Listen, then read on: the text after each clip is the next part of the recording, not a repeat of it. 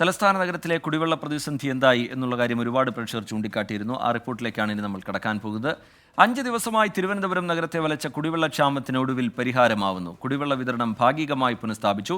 എന്നാൽ ഉയർന്ന പ്രദേശങ്ങളിൽ ഇനിയും വെള്ളം എത്തിയിട്ടില്ല. വൈകിട്ടോടെ ജലവിതരണം പൂർണ്ണമായി സജ്ജമാകുമെന്ന് ജല അതോറിറ്റിയുടെ വിശദീകരണം.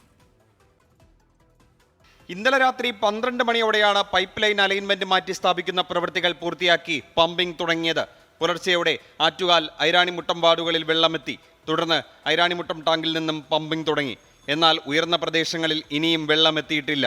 നമ്മളിപ്പോൾ നിൽക്കുന്നത് വട്ടിയൂർക്കാവ് ഈ സ്ഥലത്താണ്. ഇവിടെയും ഇതുവരെ വെള്ളം എത്തിയിട്ടില്ല. വട്ടിയൂർക്കാവ് ഇപ്പോൾ എൻ്റെ കൂട്ടുകാരൻ്റെ വീട്ടിൽ നിന്ന് വെള്ളം എടുത്തുകൊണ്ട് വരികയാണ്. വെള്ളം ബാഗിൽ എടുത്തിട്ട് വരികയാണ്. ഞാൻ വേണേൽ കാണിച്ചത് മിനറൽ വാട്ടറിൻ്റെ കുപ്പിയിൽ ഞാനിങ്ങനെ എടുത്തുകൊണ്ടേ വരികയാണ്. ചമന്നു അതാണ് കിറച്ച് നിൽക്കുന്നത്. കണ്ട ഇതിൽ മിനറൽ വാട്ടർ വാങ്ങിച്ച വെള്ളമല്ല, അത് കണ്ടല്ലോ. കുടിക്കാൻ വേണ്ടി കുടിക്കാൻ വേണ്ടി എല്ലാത്തിനും. അല്ലാതെ ഇപ്പോൾ എന്ത് ചെയ്യാൻ പറ്റും? എൻ്റെ മക്കളെ, എൻ്റെ ഭർത്താവ് ഒരു കിടപ്പ് രോഗി.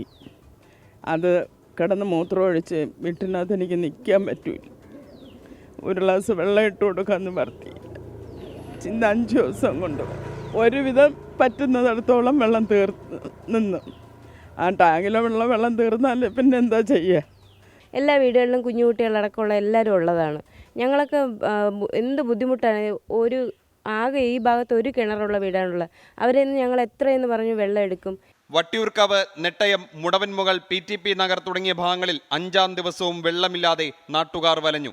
50 കുടിവെള്ള ടാങ്കർ അധികമായി ഒരുക്കുമെന്ന് പറഞ്ഞ നഗരസഭയുടെ ഉറപ്പും പാലിക്കപ്പെട്ടില്ല. ഒത്തിരി പേര് ഇന്നലെയൊക്കെ എതിരെ അങ്ങോട്ടും ഇങ്ങോട്ടും ഒക്കെ ഒത്തിരി പേര് വെള്ളമില്ലെന്നും പറഞ്ഞ് ഇഷ്ടപ്പെട്ട ലോറി വന്നെന്നും പറഞ്ഞ പാത്രങ്ങളും പറയൊക്കെ കൊണ്ടുപോയി. പക്ഷേ എന്ത് ചെയ്യേ, അവരെ വെള്ളം കിട്ടിയാലല്ലേ അവരും എവിടെ നിന്ന് കൊടുക്കുക?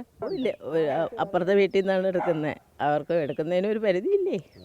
വൈകിട്ടോടെ ജലവിതരണം പൂർണ്ണമാകുമെന്നാണ് ജല അതോറിറ്റിയുടെ വിശദീകരണം. തിരുവനന്തപുരത്ത് നിന്നും VS മനീഷിനൊപ്പം അജീഷ് ജയകുമാർ, 24.